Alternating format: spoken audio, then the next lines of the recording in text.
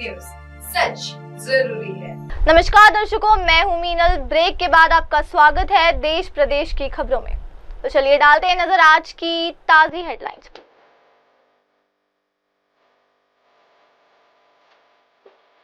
राजनाथ सिंह ने पाकिस्तान का नाम लिए बिना कहा मुंह तोड़ जवाब देंगे और जैसा चाहते हैं वैसा होकर रहेगा। यूपी में कानपुर में 6 मंजिला इमारत में लगी आग, जूता कारोबारी पत्नी 3 बेटियां समेत 6 जलकर मौत। यूपी में प्रदेश के 5 मेडिकल कॉलेजों पर लगा जुर्माना, 9 मई तक नहीं जमा किया जो फंस सकती है एमबीबीएस की सीट। अब देखते हैं खबरें विस्तार से। राजनाथ सिंह ने कहा कि प्रधानमंत्री नरेंद्र मोदी के नेतृत्व में जैसा आप चाहते हैं वैसा होकर रहेगा। पहलगाम हमले में 26 लोगों की मौत के बाद भारत और पाकिस्तान के बीच तनाव चरम पर है और इस बीच दोनों देशों के राजनेताओं के लगातार बयान आ रहे। पाकिस्तान के रक्षा मंत्री समेत कई राजनेता भारत की ओर से सैन्य कार्रवाई की आशंका जता रहे। भारत में भी लगातार ऐसे बयान आ रहे हैं जिनमें पाकिस्तान के खिलाफ कड़ी कार्रवाई किए जाने की मांग की जा रही है। अब रक्षा मंत्री राजनाथ सिंह ने कहा कि उनकी ये जिम्मेदारी है कि वो सेना के साथ मिलकर देश के ऊपर आंखें उठाने वालों को मुंह तोड़ जवाब देंगे। इसके साथ ही रक्षा मंत्री ने कई संकेत दिए बिना एक कार्यक्रम में दर्शकों से ये भी कहा कि प्रधानमंत्री नरेंद्र मोदी के नेतृत्व में जैसा चाहते हैं वैसा होकर। पहलगाम हमले में 26 लोगों की मौत के बाद भारत और पाकिस्तान के बीच तनाव चरम पर है और इस बीच दोनों देशों के राजनेताओं के लगातार बयान आ रहे। पाकिस्तान के रक्षा मंत्री समेत कई राजनेता भारत की ओर से सैन्य कार्रवाई की आशंका जता रहे। भारत में भी लगातार ऐसे बयान आ रहे हैं जिनमें पाकिस्तान के खिलाफ कड़ी कार्रवाई किए जाने की मांग की जा रही। अब रक्षा मंत्री राजनाथ सिंह ने कहा कि उनकी ये जिम्मेदारी है कि वो सेना के साथ मिलकर देश के ऊपर आंखें उठाने वालों को मुंह तोड़ जवाब देंगे। इसके साथ ही रक्षा मंत्री ने कई संकेत दिए बिना एक कार्यक्रम में दर्शकों से ये भी कहा कि प्रधानमंत्री नरेंद्र मोदी के नेतृत्व में जैसा चाहते हैं वैसा होकर। पहलगाम हमले में 26 लोगों की मौत के बाद भारत और पाकिस्तान के बीच तनाव चरम पर है और इस बीच दोनों देशों के राजनेताओं के लगातार बयान आ रहे। पाकिस्तान के रक्षा मंत्री समेत कई राजनेता भारत की ओर से सैन्य कार्रवाई की आशंका जता रहे। भारत में भी लगातार ऐसे बयान आ रहे हैं जिनमें पाकिस्तान के खिलाफ कड़ी कार्रवाई किए जाने की मांग की जा रही।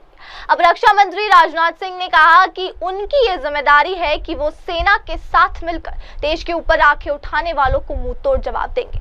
इसके साथ ही रक्षा मंत्री ने कई संकेत दिए बिना एक कार्यक्रम में दर्शकों से ये भी कहा कि प्रधानमंत्री नरेंद्र मोदी के नेतृत्व में जैसा चाहते हैं वैसा होकर। अब बढ़ते हैं हमारी अगली खबर पर। चमनगंज थाना क्षेत्र के घनी आबादी वाले प्रेमनगर इलाके में रविवार रात 9:30 बजे 6 मंजिला इमारत के भूतल में जूते बनाने वाले कारखाने में आग लग गई। इस हादसे में 6 लोगों की मौत हो गई है। ऊंची ऊंची लपटें देख अफरा तफरी मच गई। दमकल की 35 गाड़ियां देर रात तक आग बुझाने की कोशिश में जुटी रही। इमारत में कई लोगों के फंसे होने की आशंका पर रेस्क्यू अभियान ने भी शुरू किया गया। रात करीब 3 बजे दमकल कर्मियों ने इमारत में फंसे जूता कारोबारी दानिश, उसकी पत्नी नाजनीन और 3 बेटियां और उनको पढ़ाने आए ट्यूशन शिक्षक के जले हुए शव निकाले। शॉर्ट सर्किट से आग लगने का अंदेशा जताया जा रहा है। प्रेमनगर में दानिश की 6 मंजिला इमारत है। इसमें दानिश और उसके भाई कासिफ का भी परिवार रहता है। भूतल पर दानिश का मिलिट्री के जूते बनाने का कारखाना है। इसके ऊपर गोदाम है। इमारत के अन्य तलों में जूते रखे गए हैं। रविवार को कारखाना बंद था। रात करीब 9:30 बजे कारखाने में आग लगी। आग को बढ़ता देख इमारत में रह रहे परिवार के लोग जान बचाकर भागे। सूचना पर मुख्य अग्निशमन अधिकारी दीपक शर्मा दमकल की कई गाड़ियों के साथ मौके पर पहुंचे। 200 मीटर के दायरे को सील कर देर रात तक आग बुझाने के साथ ही बचाव अभियान शुरू कर दिया गया। एहतियातन आसपास की इमारतों को खाली कराया गया। सूचना पर एडीएम राजेश सिंह के अलावा 1 दर्जन से ज्यादा थाने का फोर्स मौके पर पहुंच गया। देर रात आग बुझाने का काम जारी था। एसडीआरएफ को भी मौके पर बुला लिया गया था। इमारत में आग लगने से दरारें भी पड़ गई। हालांकि समाचार एजेंसियां एएनआई के मुताबिक हादसे में 5 लोगों की जान चली गई है। इस हादसे में 6 लोगों की मौत हो गई है।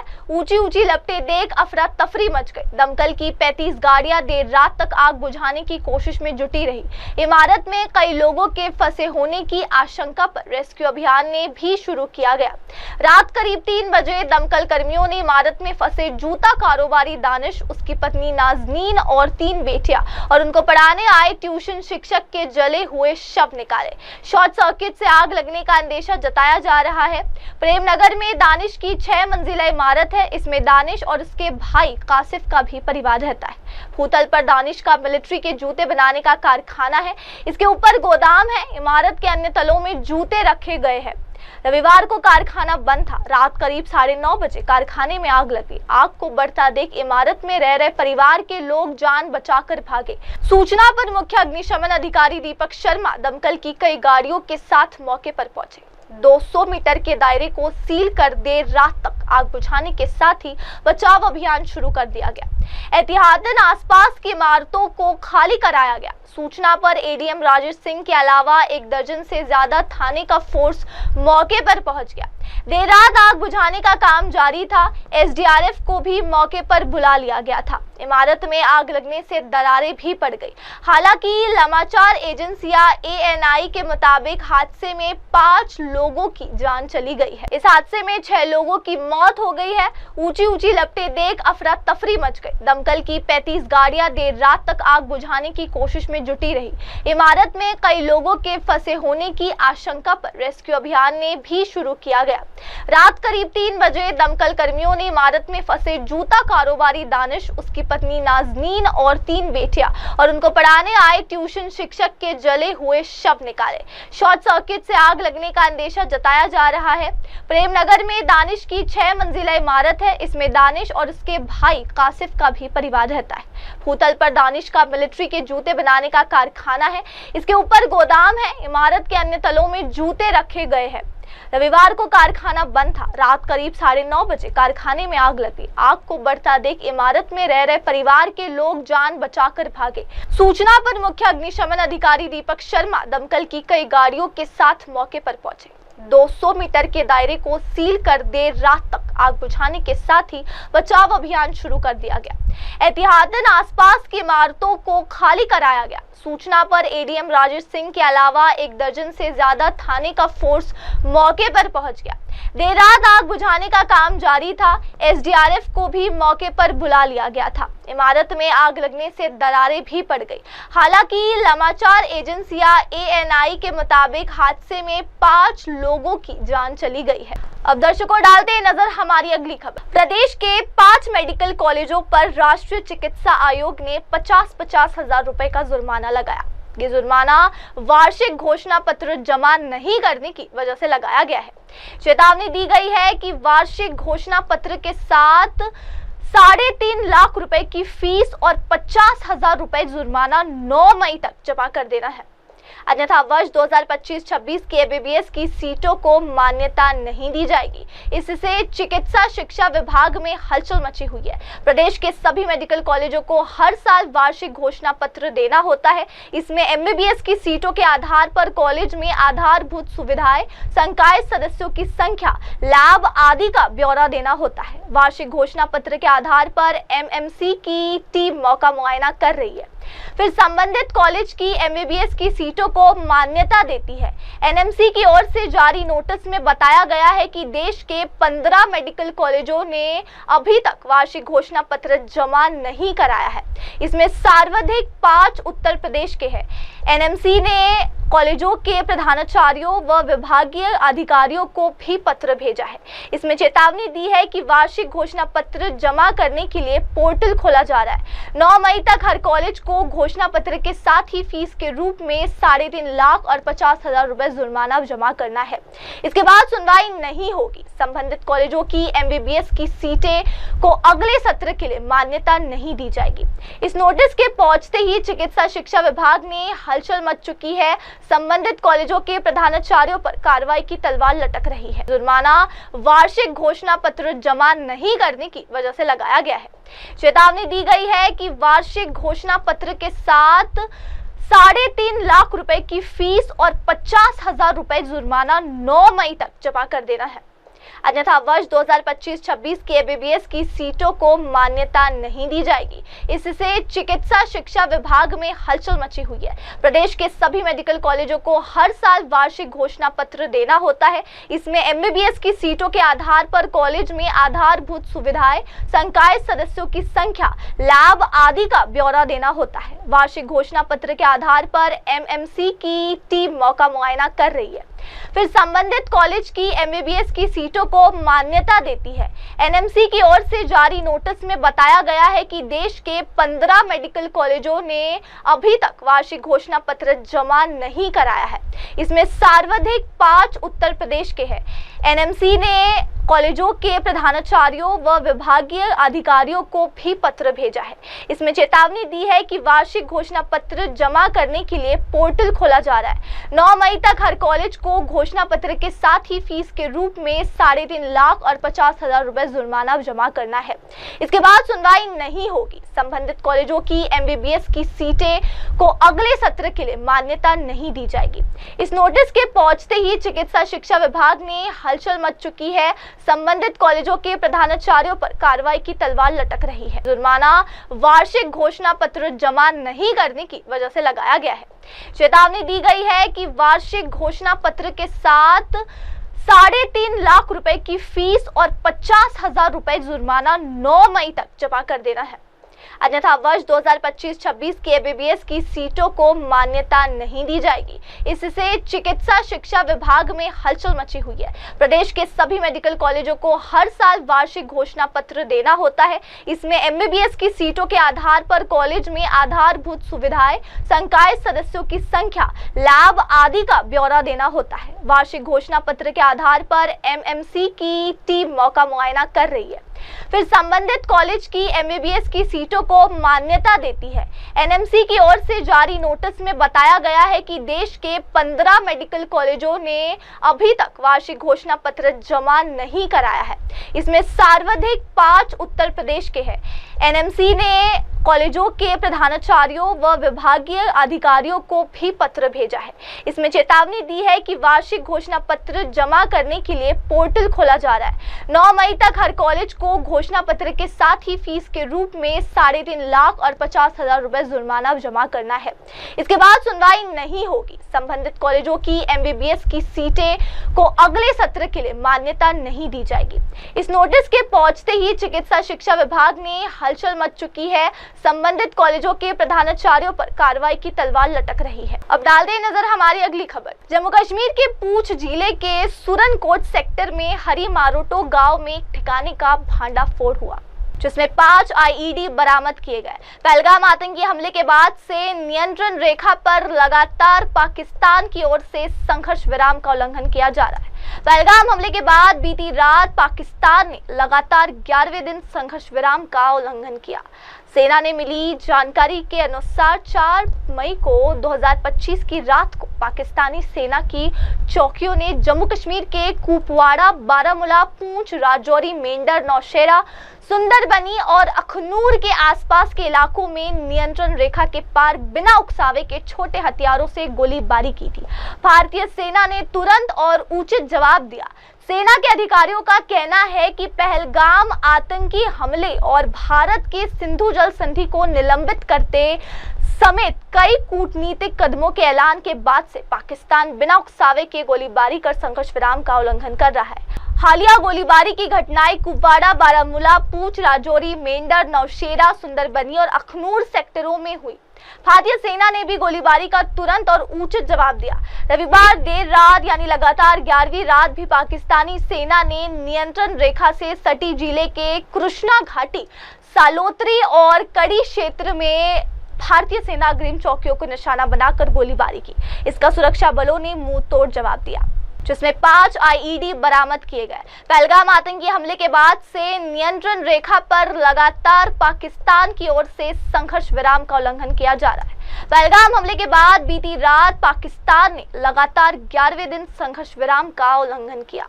सेना ने मिली जानकारी के अनुसार 4 मई को 2025 की रात को पाकिस्तानी सेना की चौकियों ने जम्मू कश्मीर के कुपवाड़ा, बारामूला, पूंछ, राजौरी, मेंढर, नौशेरा, सुंदरबनी और अखनूर के आसपास के इलाकों में नियंत्रण रेखा के पार बिना उकसावे के छोटे हथियारों से गोलीबारी की थी।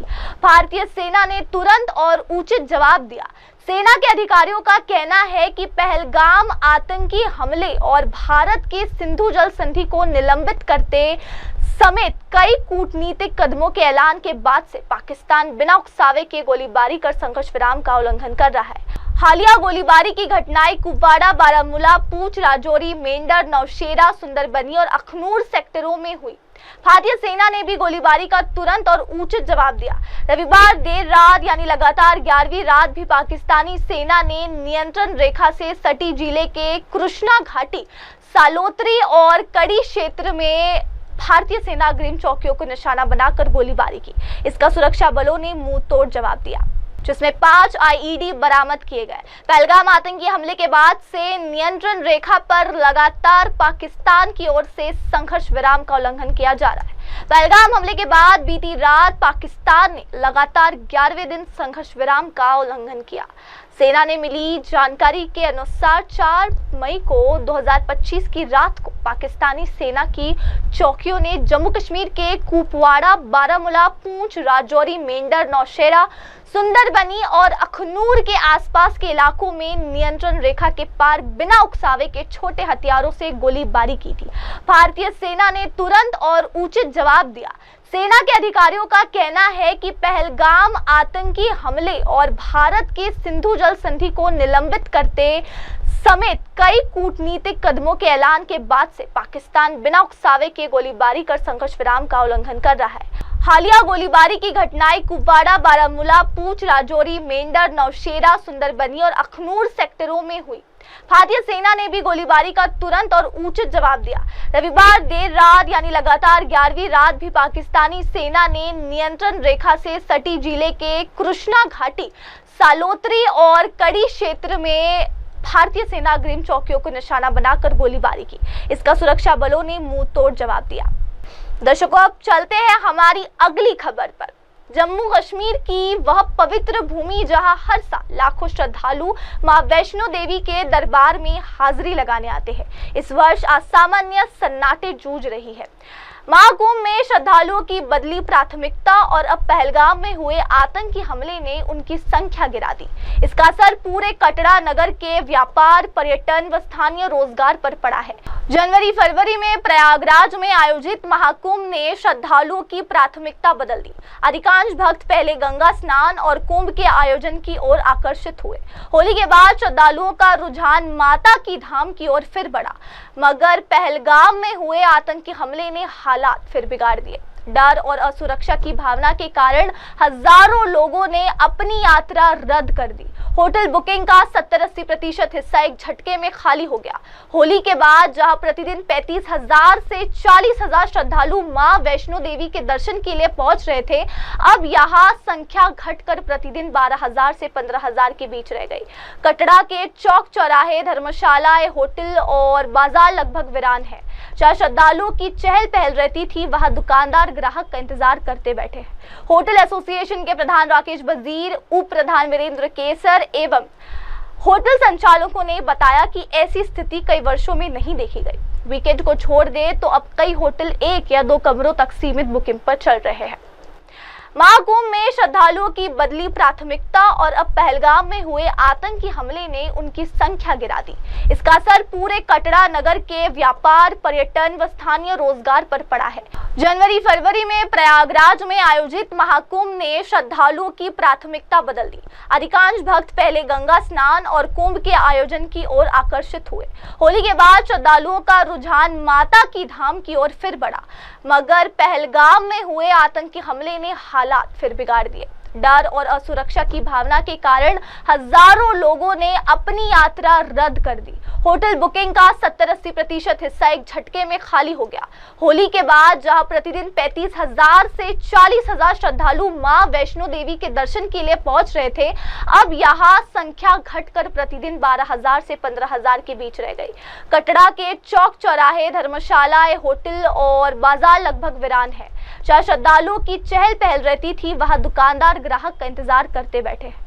होटल एसोसिएशन के प्रधान राकेश वजीर, उप प्रधान वीरेंद्र केसर एवं होटल संचालकों ने बताया कि ऐसी स्थिति कई वर्षों में नहीं देखी गई। वीकेंड को छोड़ दे तो अब कई होटल 1 या 2 कमरों तक सीमित बुकिंग पर चल रहे हैं। महाकुंभ में श्रद्धालुओं की बदली प्राथमिकता और अब पहलगाम में हुए आतंकी हमले ने उनकी संख्या गिरा दी। इसका असर पूरे कटरा नगर के व्यापार, पर्यटन व स्थानीय रोजगार पर पड़ा है। जनवरी-फरवरी में प्रयागराज में आयोजित महाकुंभ ने श्रद्धालुओं की प्राथमिकता बदल दी। अधिकांश भक्त पहले गंगा स्नान और कुंभ के आयोजन की ओर आकर्षित हुए। होली के बाद श्रद्धालुओं का रुझान माता की धाम की ओर फिर बढ़ा, मगर पहलगाम में हुए आतंकी हमले ने हालात फिर बिगाड़ दिए। डर और असुरक्षा की भावना के कारण हजारों लोगों ने अपनी यात्रा रद्द कर दी। होटल बुकिंग का 70-80% हिस्सा एक झटके में खाली हो गया। होली के बाद जहां प्रतिदिन 35,000 से 40,000 श्रद्धालु मां वैष्णो देवी के दर्शन के लिए पहुंच रहे थे, अब यहां संख्या घटकर प्रतिदिन 12,000 से 15,000 के बीच रह गई। कटरा के चौक चौराहे, धर्मशालाएं, होटल और बाजार लगभग वीरान है।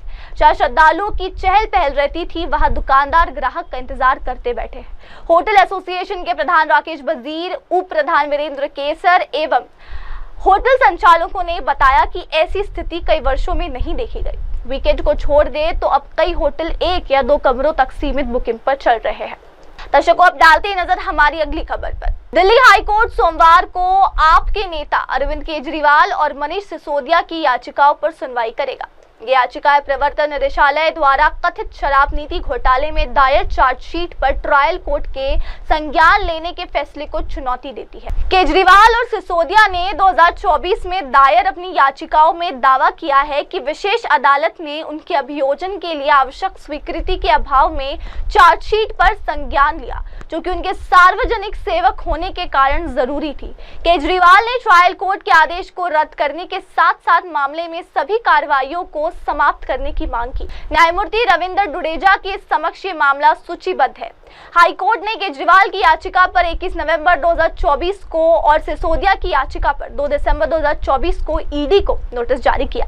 सुप्रीम कोर्ट ने केजरीवाल को मनी लॉन्ड्रिंग मामले में 12 जुलाई 2024 को अंतरिम जमानत और सीबीआई मामले में 13 सितंबर 2025 को जमानत दी थी। वहीं सिसोदिया को 9 अगस्त 2024 को ईडी और सीबीआई दोनों मामलों में जमानत मिली थी। सीबीआई और ईडी के अनुसार शराब नीति में संशोधन के दौरान अनियमितताएं की कई और लाइसेंस धारकों को अनुचित लाभ पहुंचाया गया। दिल्ली सरकार ने इस नीति को 70 नवंबर 2021 को लागू किया गया था और सितंबर 2022 तक इसे रद्द कर दिया गया। ये याचिकाएं प्रवर्तन निदेशालय द्वारा कथित शराब नीति घोटाले में दायर चार्जशीट पर ट्रायल कोर्ट के संज्ञान लेने के फैसले को चुनौती देती है। केजरीवाल और सिसोदिया ने 2024 में दायर अपनी याचिकाओं में दावा किया है कि विशेष अदालत ने उनके अभियोजन के लिए आवश्यक स्वीकृति के अभाव में चार्जशीट पर संज्ञान लिया, जो कि उनके सार्वजनिक सेवक होने के कारण जरूरी थी। केजरीवाल ने ट्रायल कोर्ट के आदेश को रद्द करने के साथ साथ मामले में सभी कार्रवाइयों को समाप्त करने की मांग की। न्यायमूर्ति रविंद्र डुडेजा के समक्ष ये मामला सूचीबद्ध है। हाईकोर्ट ने केजरीवाल की याचिका पर 21 नवंबर 2024 को और सिसोदिया की याचिका पर 2 दिसंबर 2024 को ईडी को नोटिस जारी किया। सुप्रीम कोर्ट ने केजरीवाल को मनी लॉन्ड्रिंग मामले में 12 जुलाई 2024 को अंतरिम जमानत और सीबीआई मामले में 13 सितंबर 2025 को जमानत दी थी। वहीं सिसोदिया को 9 अगस्त 2024 को ईडी और सीबीआई दोनों मामलों में जमानत मिली थी। सीबीआई और ईडी के अनुसार शराब नीति में संशोधन के दौरान अनियमितताएं की कई और लाइसेंस धारकों को अनुचित लाभ पहुंचाया गया। दिल्ली सरकार ने इस नीति को 70 नवंबर 2021 को लागू किया गया था और सितंबर 2022 तक इसे रद्द कर दिया गया। ये याचिकाएं प्रवर्तन निदेशालय द्वारा कथित शराब नीति घोटाले में दायर चार्जशीट पर ट्रायल कोर्ट के संज्ञान लेने के फैसले को चुनौती देती है। केजरीवाल और सिसोदिया ने 2024 में दायर अपनी याचिकाओं में दावा किया है कि विशेष अदालत ने उनके अभियोजन के लिए आवश्यक स्वीकृति के अभाव में चार्जशीट पर संज्ञान लिया, जो कि उनके सार्वजनिक सेवक होने के कारण जरूरी थी। केजरीवाल ने ट्रायल कोर्ट के आदेश को रद्द करने के के साथ साथ मामले में सभी कार्रवाइयों को समाप्त करने की मांग की। न्यायमूर्ति रविंद्र डुडेजा के समक्ष ये मामला सूचीबद्ध है। हाईकोर्ट ने केजरीवाल की याचिका पर 21 नवंबर 2024 को और सिसोदिया की याचिका पर 2 दिसंबर 2024 को ईडी को नोटिस जारी किया।